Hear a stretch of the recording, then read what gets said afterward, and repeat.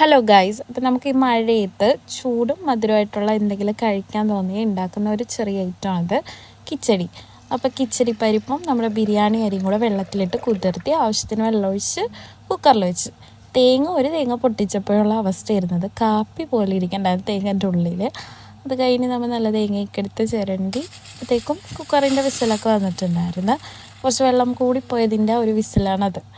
അപ്പോൾ നമ്മൾ തേങ്ങാപ്പാൽ ഞാൻ 1ഉം 2ഉം മാത്രം തേങ്ങാപ്പാൽ എടുത്തിട്ടുണ്ടായിരുന്നുള്ളൂ. 3 ആവശ്യമുള്ളവർക്ക് കുറേ ഉള്ളവർക്ക് എടുക്കാം. മിക്സിയുടെ ഒച്ച കേട്ടപ്പോൾ തൊട്ടി കിടന്ന ഒരാൾ എണീറ്റ് തലപൊക്കി നോക്കുന്നതാണ്. പിന്നെ അയാളുടെ മൈൻഡ് തിരിക്കാനായിട്ട് സൈക്കിളൊക്കെ കൊടുത്ത് അങ്ങനെ അഡ്ജസ്റ്റ് ചെയ്ത് നമുക്ക് നേരെ പിന്നെ കുക്കിങ്ങിലോട്ട് കിടക്കണമല്ലോ.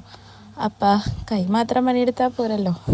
അത് എന്നിട്ട് ഇത് നന്നായിട്ട് വെന്ത് വന്നിട്ടുണ്ടായിരുന്നു.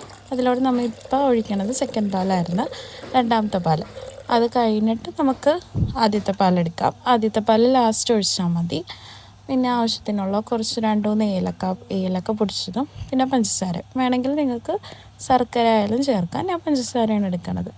അപ്പോൾ നന്നായിട്ട് മിക്സ് ചെയ്തിട്ട് അതൊന്ന് കുറുകി വന്ന് കഴിയുമ്പോഴത്തേക്കും ആദ്യത്തെ പാലൊഴിക്കാം. ഇവിടെ ഒരു കുഞ്ഞിക്കൈ വന്നിട്ടുണ്ടായിരുന്നു പഞ്ചസാരക്ക് വേണ്ടിയിട്ട്.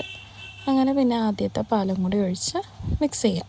അപ്പോൾ ആദ്യത്തെ പാലൊഴിച്ച് കഴിഞ്ഞിട്ട് ജസ്റ്റ് ഒന്ന് തിള പോലെ ഇങ്ങനെ വരുമ്പോൾ തന്നെ നമുക്ക് ഫ്ലെയിം ഓഫ് ചെയ്യാം. എന്നിട്ട് മിക്സ് ചെയ്തിട്ട് നമുക്ക് സെർവ് ചെയ്യാൻ പറ്റും. സെർവ് ചെയ്യുമ്പോൾ കുറച്ചും കൂടി നെയ്യ് അങ്ങനത്തെ എന്തെങ്കിലും ഇട്ട് കഴിഞ്ഞാൽ കുറച്ചും കൂടി ടേസ്റ്റ് കൂടും. അപ്പോൾ ഞാനും കൊച്ചിനും കൂടി വേണ്ടിയിട്ടായിരുന്നു എടുത്തത്. അപ്പോൾ നിങ്ങൾക്ക് കറക്റ്റ് ഒരു ഫീഡ്ബാക്ക് കിട്ടണമെങ്കിൽ ഇത് കേട്ടാൽ മതി. ആൾക്ക് ഭയങ്കര ഇഷ്ടപ്പെട്ട് നന്നായിട്ട് കുടിക്കുകയും ചെയ്തായിരുന്നു.